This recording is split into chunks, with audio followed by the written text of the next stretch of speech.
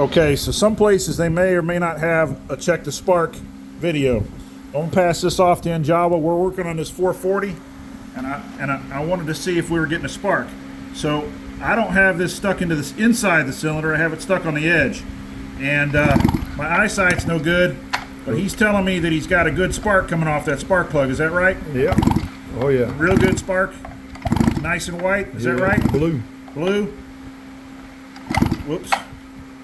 So it's kind of a one-man job if you got good eyes. Yep. Firing good? Yep. Okay, so we'll put it back together, and then we'll check to see if about fuel. It either did smell a little like fuel or it didn't or whatever, but we'll get it to fire here in a minute. Like, subscribe, share, thumbs up. Take care.